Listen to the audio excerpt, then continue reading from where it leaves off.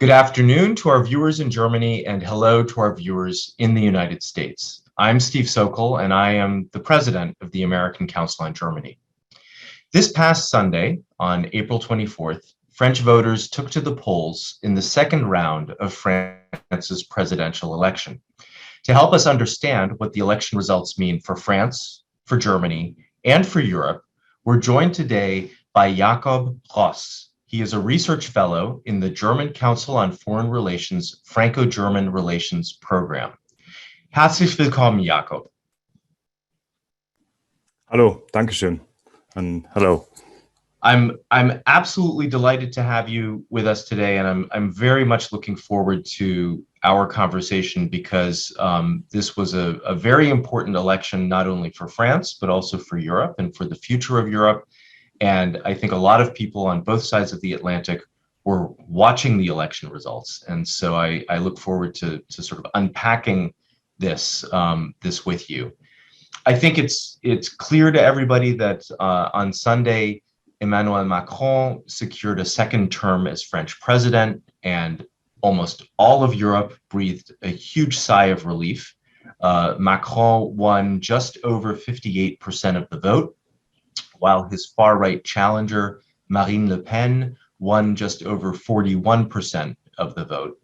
The margin was tighter than when the two of them went head-to-head in 2017, and the result shows a deeply divided country. But like in 2017, I'd say that France and Europe dodged a bullet with the election of Macron.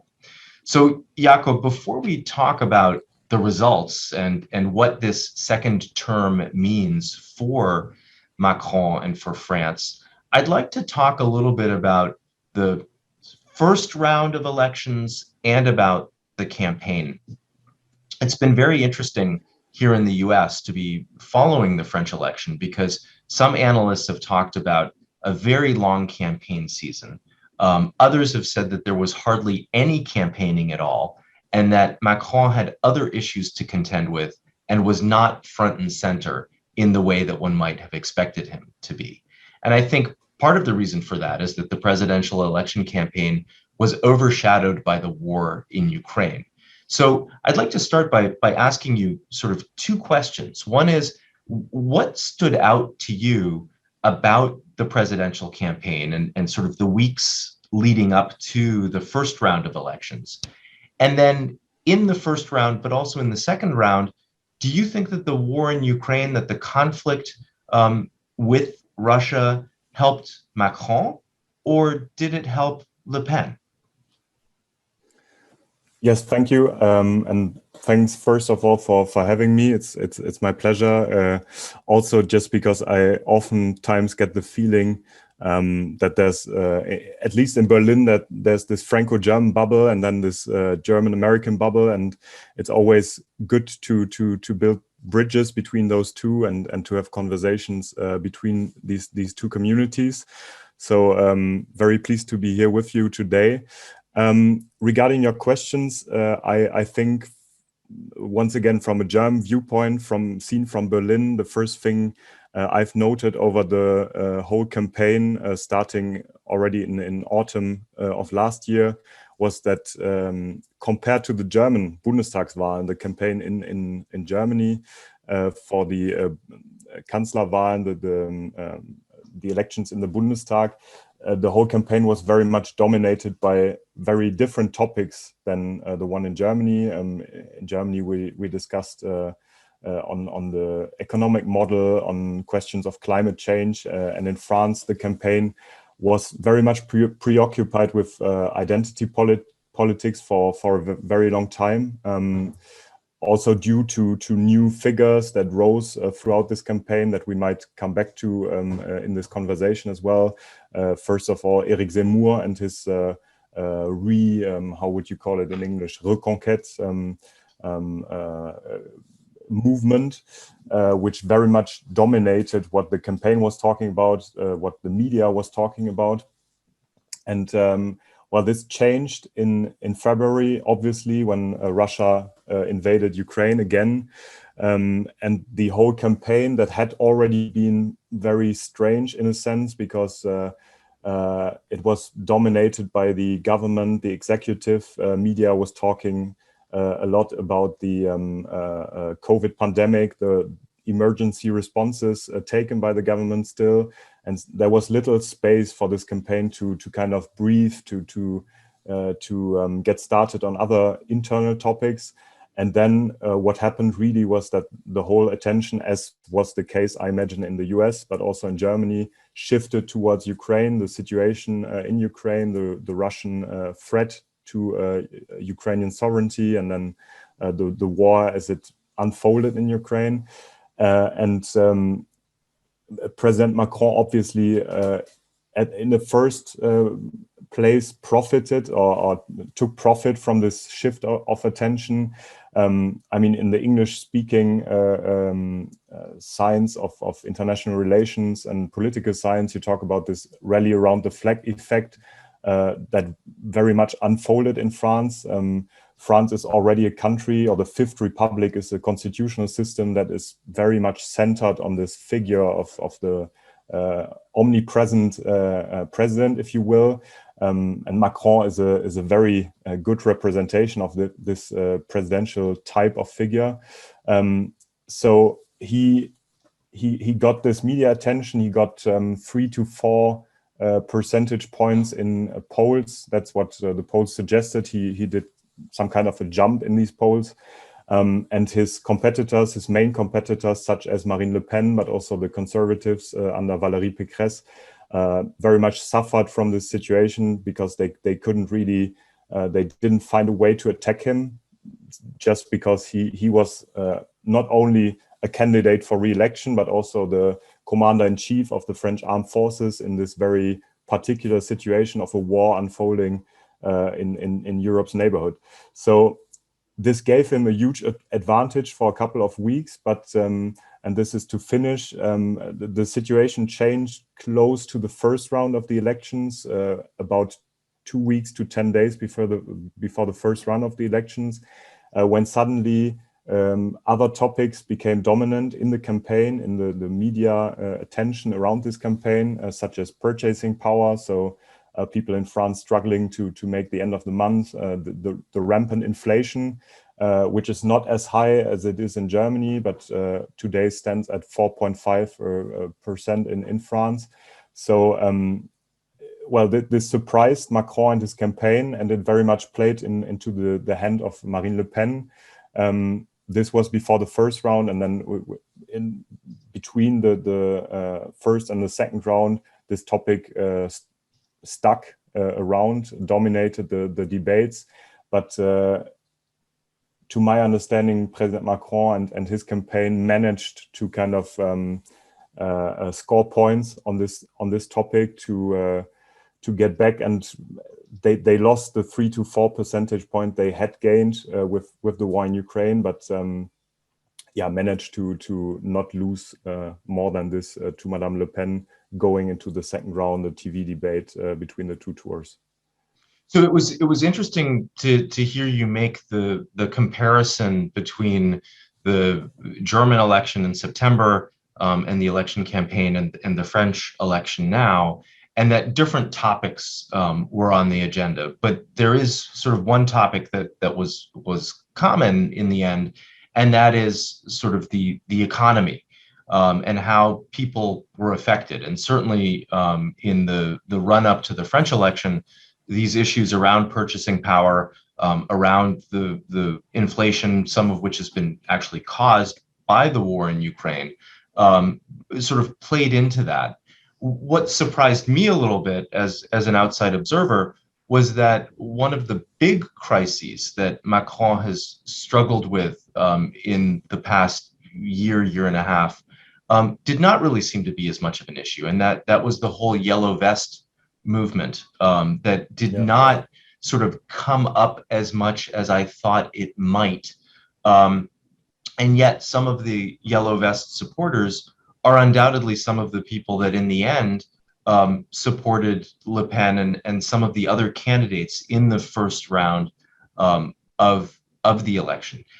Can you talk a little bit about sort of the dissent or dissatisfaction that is bubbling under the surface, and that one might not be able to see 100% when one looks at the Endergebnis, or the final result?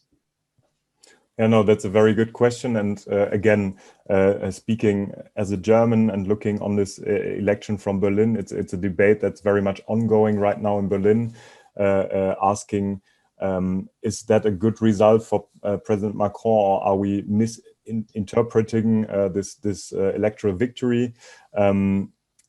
I think maybe to give a couple of examples on the fault lines in the French electorate between Macron and Le Pen that go back to the Yellow Vest movement and the dissatisfaction, the broader feeling that the French society is very much separated or well, developing around certain fault lines today. First of all, there's money, obviously, and income, but also education. Educated, higher income households predominantly voted for President Macron. The best examples are outside France, because if you look at Berlin or London, I think in Berlin, in the second round, 95% of people voted for Macron, which has to do, obviously, with the fact that people who live in Berlin are already internationalists, probably, or ready to move, part of this global, more global society. But there's a couple more fault lines between big cities, for instance, where the electorate was between President Macron and Jean-Luc Mélenchon, the far left candidate in the first round, but then predominantly pro Macron in the second round.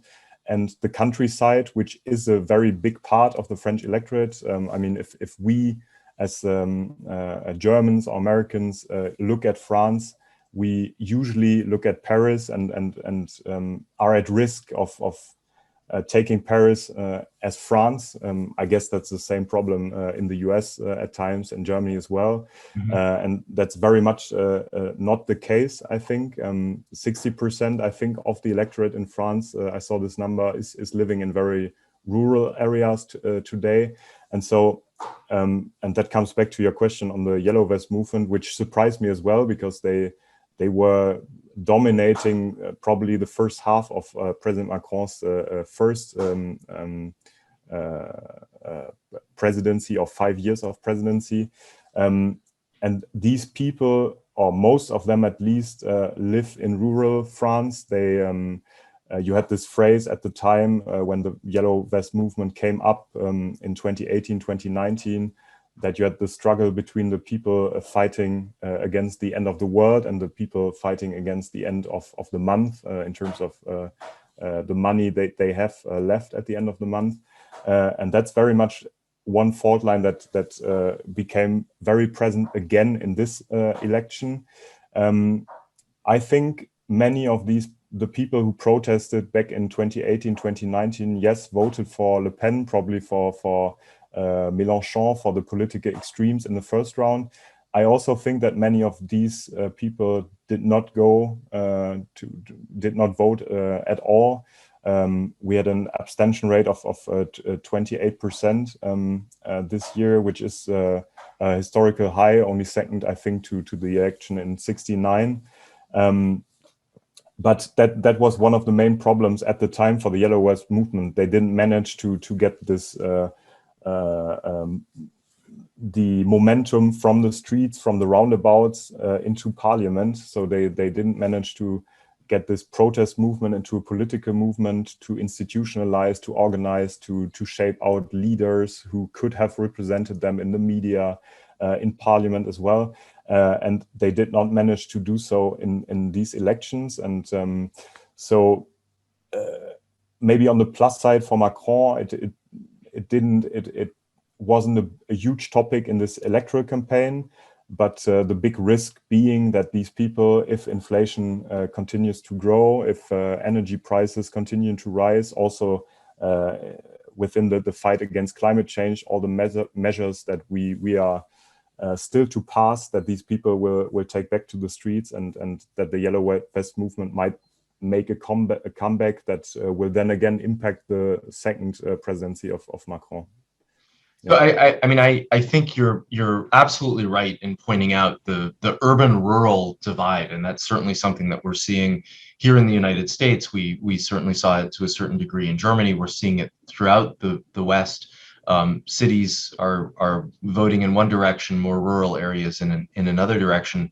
But again, as an outside observer, I think we're also seeing a bit of a more fundamental shift in the party landscape in France. You talked a little bit about the comparison between the German election and the French election a little bit earlier. It was very interesting to me to see that the French Greens did not do very well in the first round of the election. And of course, the German Greens are part of the governing coalition, have the vice chancellor, are being very outspoken.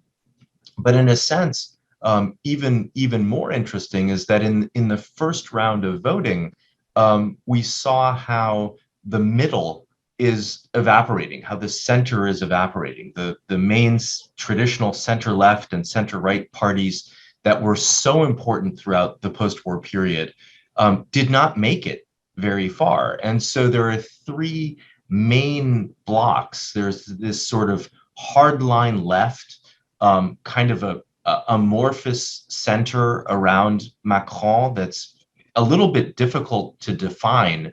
And then there's the extreme right of Marine Le Pen. And so I guess one question I have for you is what do these cleavages mean for French politics moving forward? Well, I think the first problem for think tankers, but also for pollsters, and we had this discussion after the first round already. There's one political scientist in Paris, Gilles Finkelstein with Fondation Jean Jaurès, who always uses this image that the French party system went from a solid state where you have the right-left divide between les Républicains, so the conservative right, and then Parti Socialiste, the traditional big party on the left. So a solid state went into liquid state when President Macron came up with the La République en marche and his en même temps, the not right, not left, but a center, this idea. And he describes the reality now as a gas. I don't know. It's so very hard to define, very hard to make out who's with whom. Very explosive as well. That's part of the metaphor, I guess. But yeah, it's as you said, it's very hard to also to define where La République en marche stands, because in France it was largely accepted during the campaign, including in the media, that Macron positions himself in the center. But I think many French voters, and especially those who were keen to vote for him in the second round to avoid Marine Le Pen as becoming president, would not be too happy to define Mr. Macron as somebody on the center. He's perceived as more as a right-wing liberal, probably.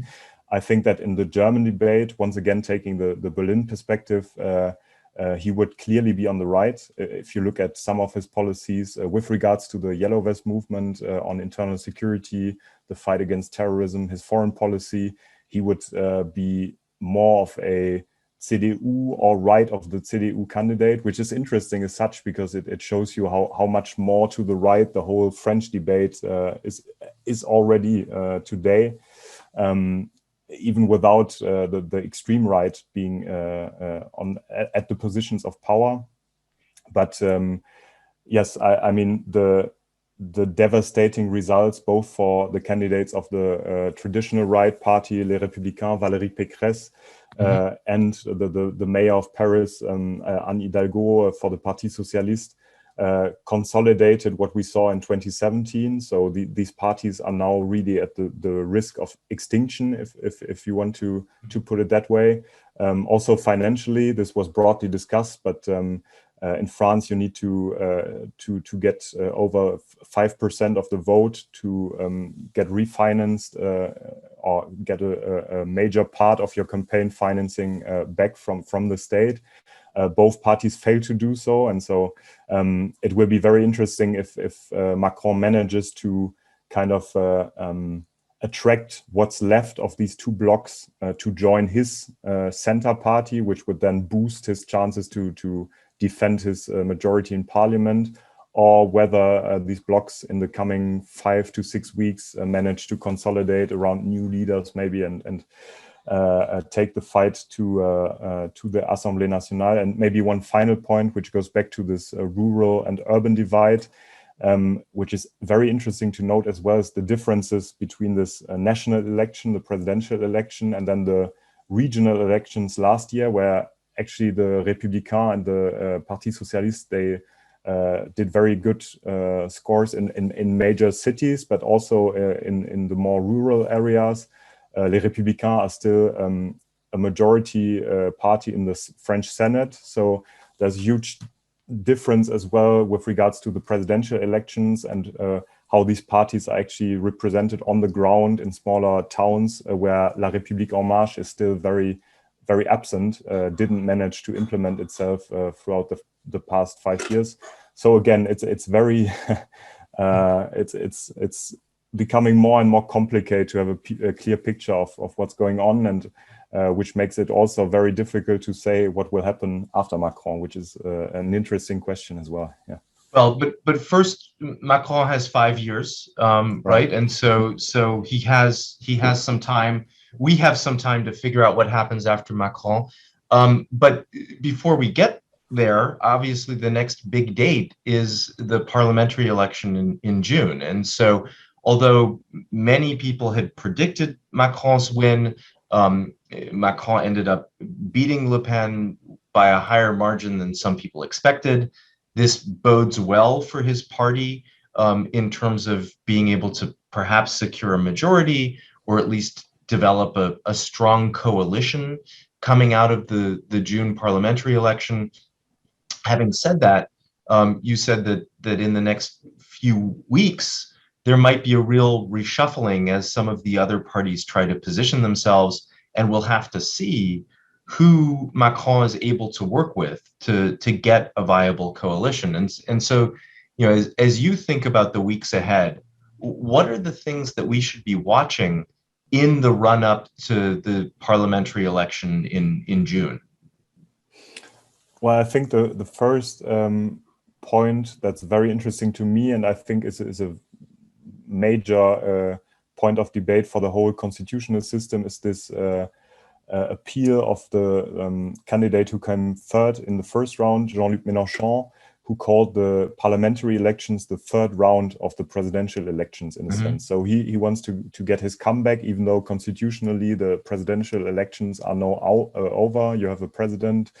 And so the question remains whether he can gain enough power in parliament to position himself as a potential prime minister. That's his goal.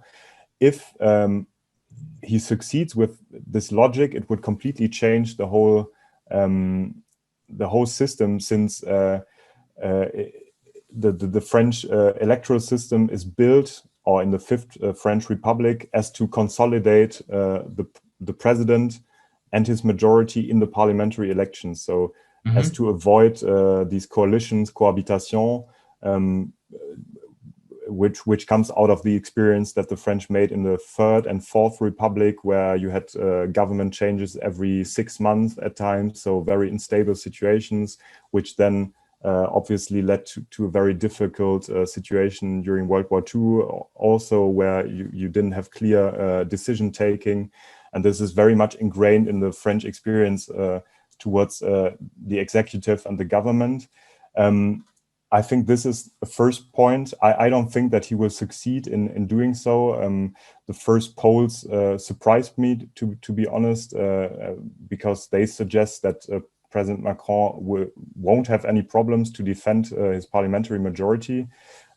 He's expected, even without making new alliances, just keeping the alliances he had during the past 5 years to be able to secure at least 320 seats in parliament. I think he needs 277 to have the absolute majority. So I was surprised, since I was expecting, in a sense, this parliamentary election and people's choices to be a reaction to this clear victory in the second round, to say, okay, many people did not vote for President Macron and his program, but against Marine Le Pen, and that this would show in the polls for the legislative, for the parliamentary elections. This is not the case.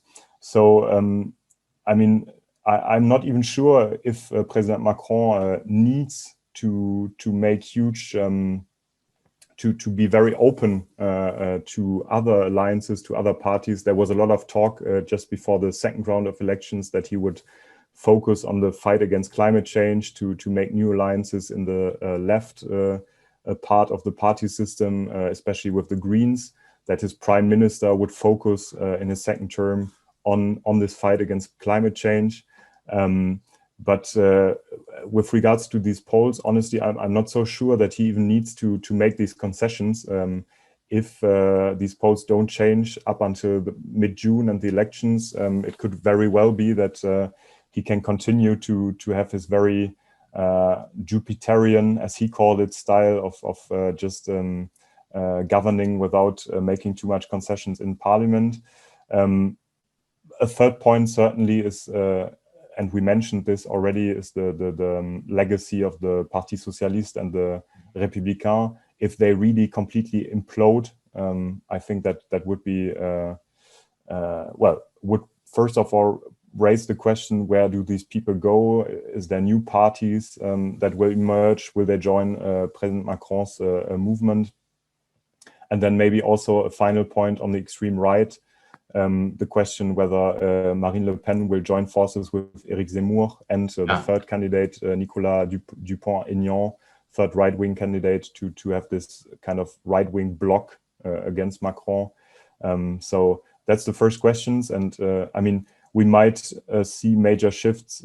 This is really the final point with regards to the question, who will be the next prime minister, which is expected. I mean, Monsieur Castex, the current prime minister, is expected to démissionner, to leave his office until May 13th, the latest. So there will be a new government, new ministers, and obviously, if you're watching talk shows right now, everybody is trying to get his piece of the cake, or her piece of the cake, and trying to position themselves for the coming government.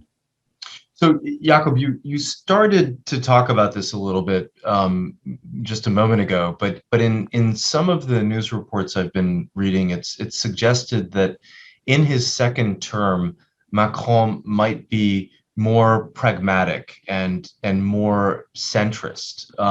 What do you think the contours of his second term in office might look like? What do you think some of his priorities might be? Well, maybe to start in France on the interior, his first priority, and he already announced this prior to the second tour of the presidential elections, will be to implement the pension reform. This is something that he hasn't managed to go through with in his first term because of the COVID pandemic, but also because of the huge protests from the street protests. I think he wants to start discussing this reform project in summer. Maybe try to make a vote in autumn, and so I expect huge protest movements in autumn again. We will see if again this will spur or bring back the yellow vest movements with it, but.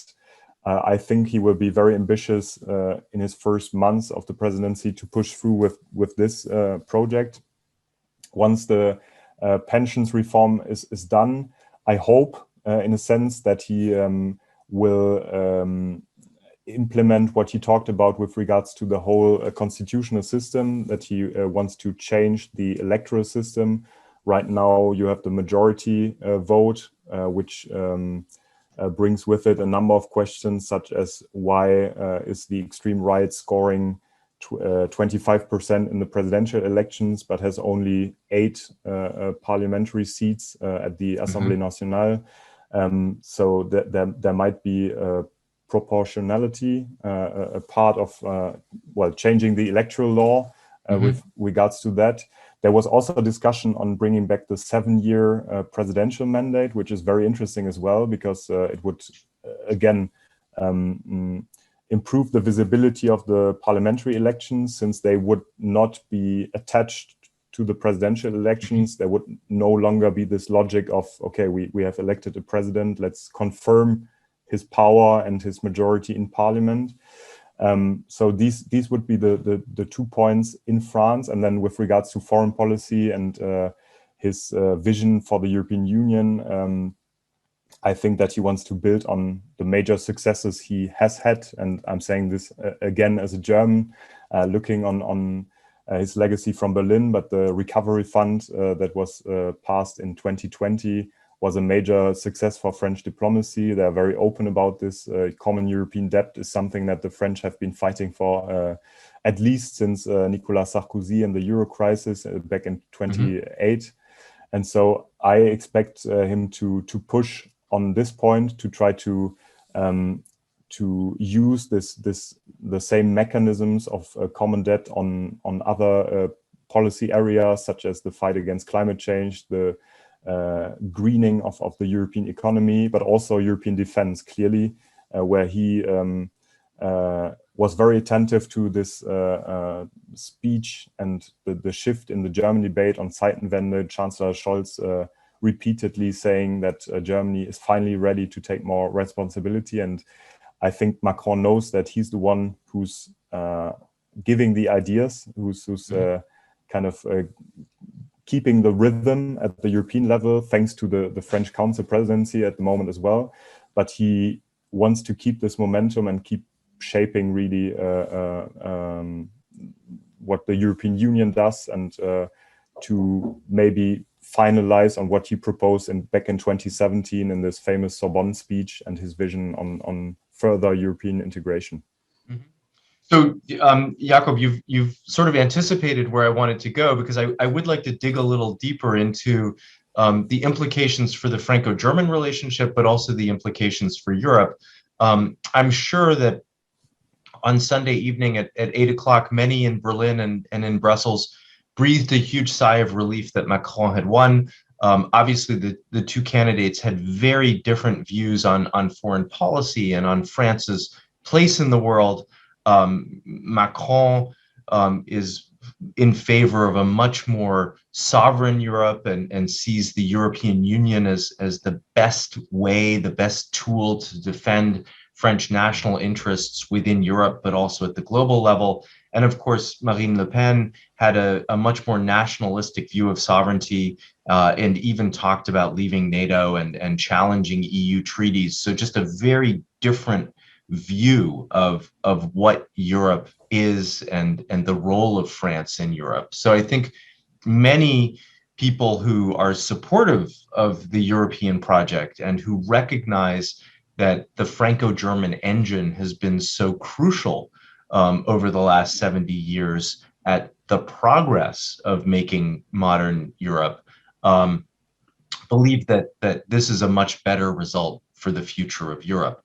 But the question that I have is what does this mean for the Franco-German relationship, given that there's been a shift in Berlin as well? So it would be really interesting to hear from you a little bit about your assessment of the relationship between Macron and Merkel, but also now the relationship between Macron and Scholz, because obviously there are some similarities between Merkel and Scholz and the German position on various issues, but they have very different approaches, and it would be fascinating to hear a little bit about these sort of bilateral relationships and how you would assess those. Okay, yeah. So maybe to give a bit of background, it's good to start with the relationship between Merkel and Hollande. I mean, Merkel has been around so long that it's difficult to. She worked with Sarkozy, as I said, and then Hollande. And part of why I think Macron was elected in 2017 was the impression on the French side, including in the French electorate, that Monsieur Hollande, François Hollande, was very much dominated by Angela Merkel and the German positions on the European stage. This was the case during the Eurozone crisis, but also in other policy areas. And I would say, as much as Macron and Merkel has been, they have worked together very well, and the relationship developed in a very good way. We had the signature of the Treaty of Aachen, which renewed this bilateral pledge to friendship and to very close cooperation in 2019. You had the Franco-German Parliamentary Assembly that was set up between the two countries, something that is quite unique, really. But with the elections in Berlin back in September, you already had the question, well, with the recovery fund and with the French council presidency upcoming, there's this feeling that the French are not only balancing this relationship, not only in the bilateral relations, but also in the European context, but that the French are starting to set the agenda and to not dominate, maybe it's too strong a word, but that the Germans are on the defensive in a sense, at least in Brussels. This was something that became very clear, in my opinion, at the beginning of the year, right after France took the presidency, with this whole conflict about the taxonomy. So the question, what energy sources should be regarded as clean or green or worthy of green financing. France succeeded in imposing that nuclear energy is part of this taxonomy now, which was a very hard pill to swallow in Berlin, especially for the green ministers, Mr. Habeck, the vice chancellor that you mentioned already. And this has been, I think, the impression ever since, that France and Mr. Macron are very skillfully shaping the European agenda, that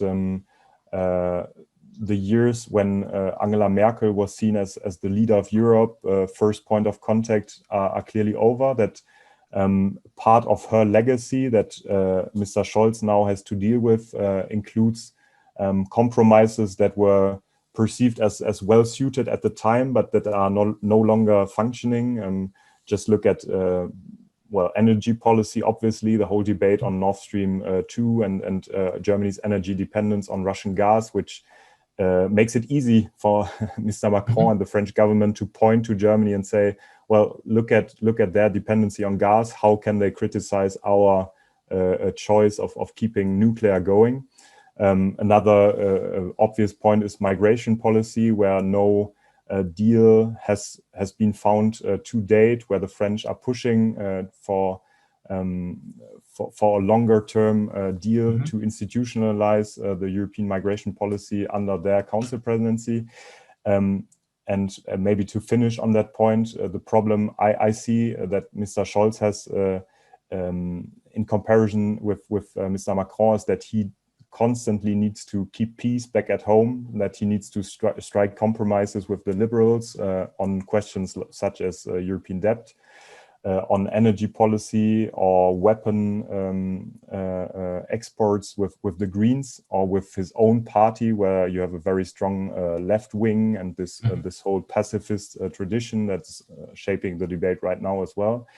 And on the other side, you have Emmanuel Macron, who absolutely centralized power, who's basically dictating his policies into the ministries with his councillors, his cabinets. And so I think there's a risk, as much as Mr. Scholz and Mr. Macron know each other and were very close, for instance, in the negotiations for the recovery fund, and as much as they will continue the good work, I see the risk that this whole relationship will shift towards a much more strong, or much more, well, how to put it, will be dominated increasingly by France.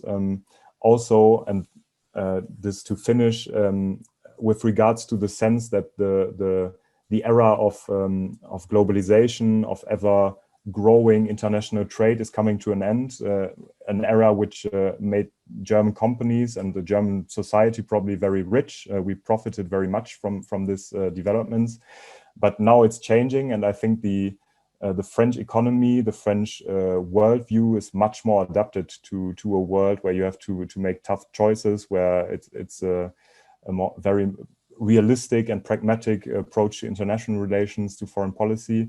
And it will be hugely interesting to see how the German government, if Zeitenwende helps them to adopt to this world, and if they manage to build on a working relationship with France that both partners can learn from each other, or if there will be a kind of deception in Berlin with regards to the feeling that France is taking the lead in Europe, is shaping European policies.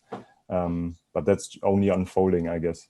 Well, and obviously it is unfolding, but it happens against this very interesting backdrop, right? I mean, with Brexit, which we've not talked about, the UK is not as much of a piece of the European landscape, if you will.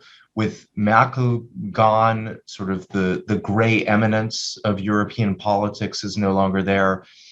Scholz is still trying to find his way. And here comes Macron with an election victory.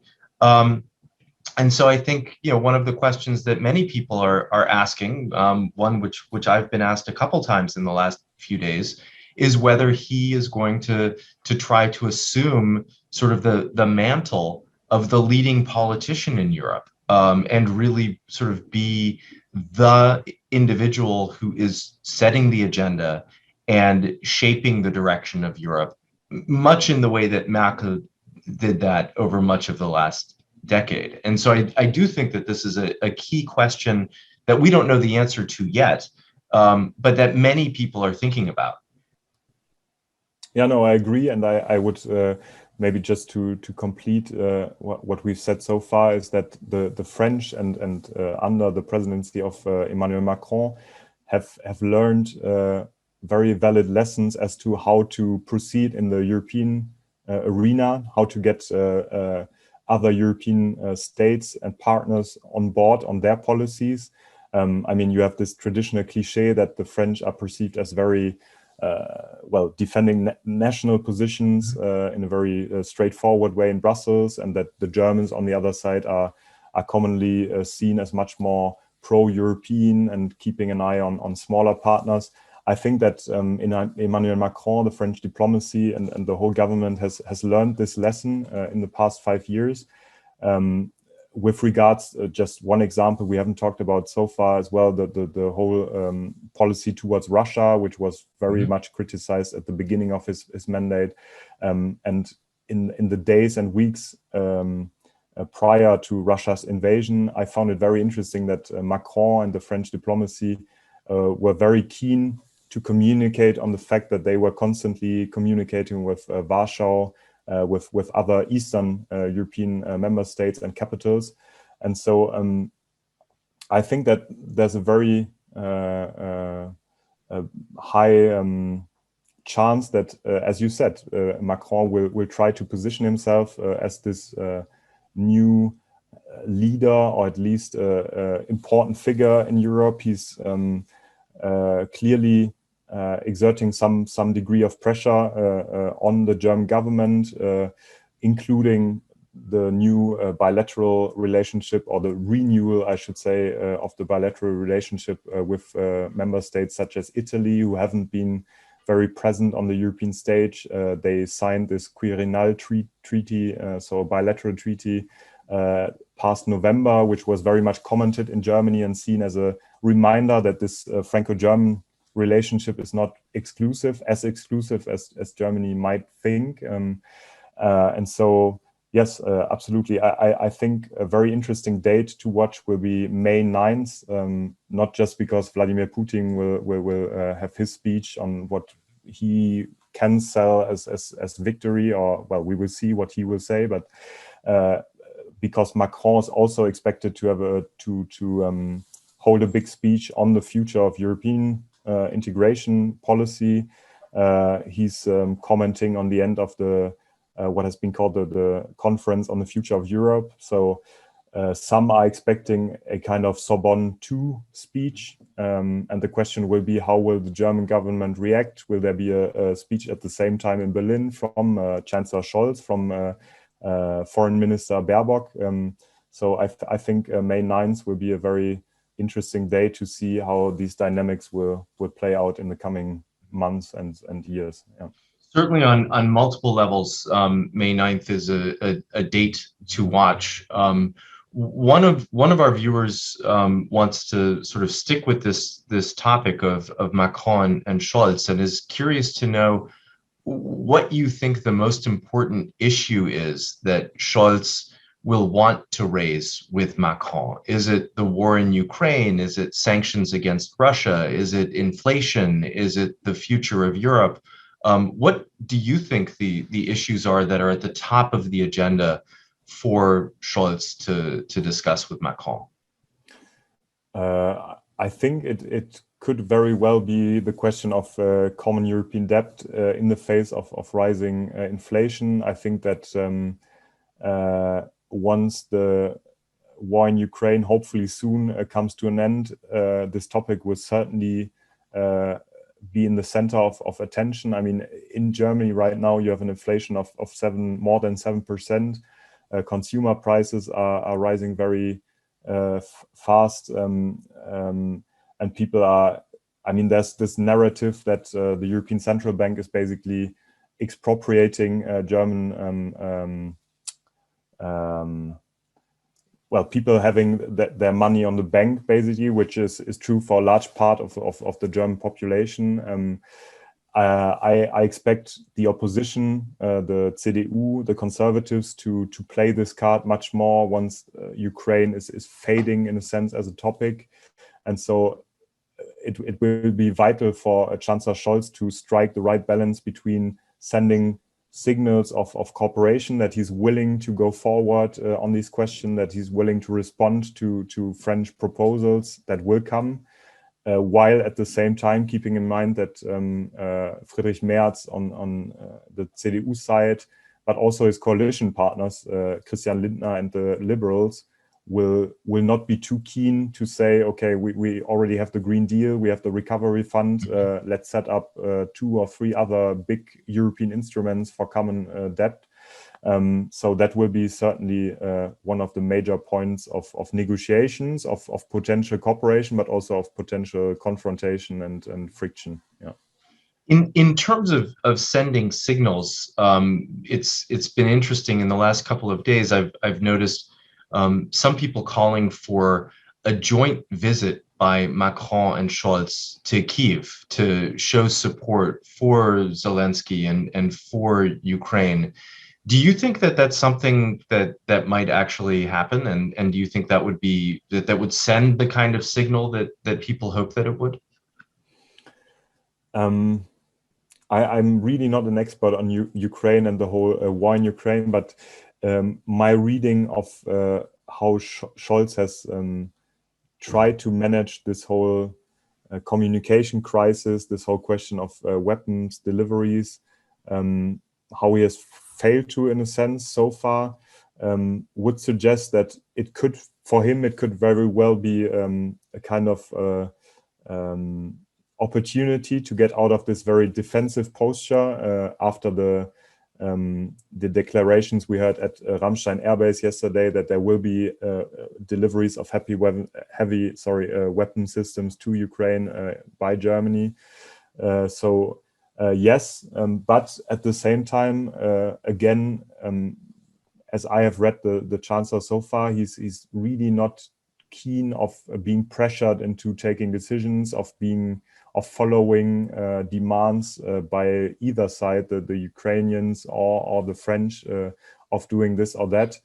So I'm not very comfortable with making a prediction, but I think if there were to be a visit between Chancellor Scholz and Macron to Ukraine, it would certainly be a very welcome signal, not only in Ukraine, but also in the Eastern European member states, because I think Poland, the Czech Republic, Slovakia, they have been very critical in what they felt as France and Germany not paying enough attention again to this Russian threat of forgetting about NATO's eastern flank, or not putting enough attention to this. So yeah, difficult to predict, but it would certainly be an important signal, yes. I mean, I think you're right. I mean, particularly for Ukraine, but also, as you say, for Eastern Europe, and I think for Europe as a whole, it would be an important sign of unity and solidarity. But whether it's much more than that remains to be seen.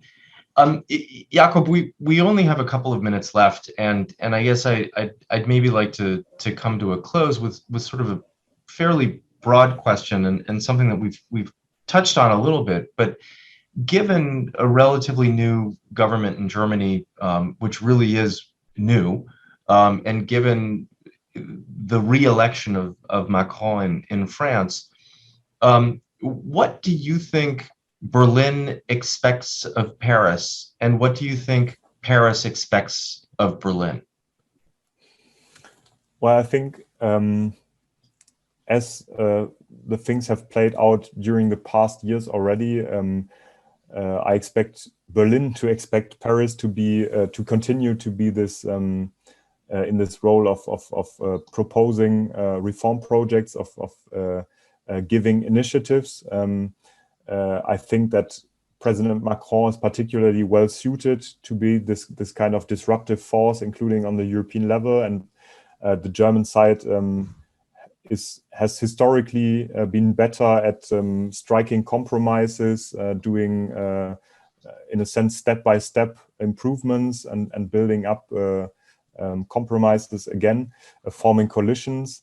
So in my view, it would be a very fruitful division of tasks if Macron would continue again to be this visionary figure, to talk about his vision about European strategic autonomy, more sovereignty, of how he would want to implement the Green Deal, building on common European debt within the recovery fund, and then Germany playing again its traditional role of an honest broker. I mean, that's the term we use for the council presidency in Europe, but that's a role that Germany has been comfortable at in various European negotiations, and maybe trying to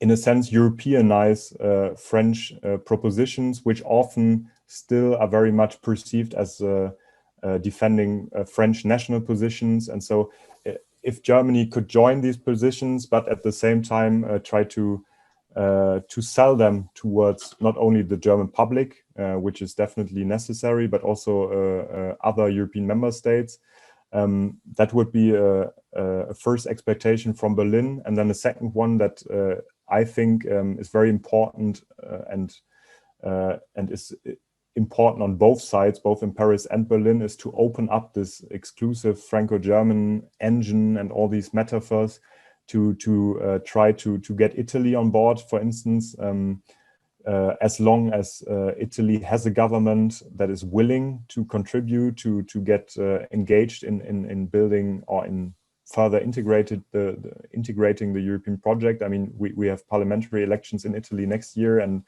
the post-fascist party is polling in the lead at times. So there might be only a very small window of opportunity here to get Rome on board as well, and also to try to work more constructively with Poland throughout formats such as the Weimar Triangle, and just in general breaking this image of the traditional Franco-German engine that always needs to strike a compromise for Europe, or the European Union, I should say, to move forward, and get France as well to build on what they did already, but get them to implement a more integrated approach and be open to suggestions by smaller partners as well.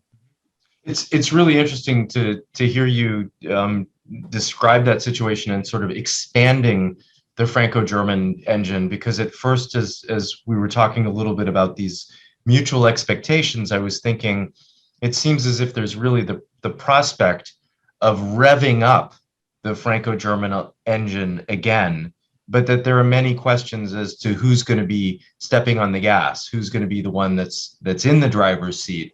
Yeah, absolutely. But of course, it's then who else is part of that. And I think you're absolutely right in terms of pointing out who some of the other players are, and that Italy will be playing a role, that Poland should be playing a role, and that the dynamics in Europe will be playing out in the years to come.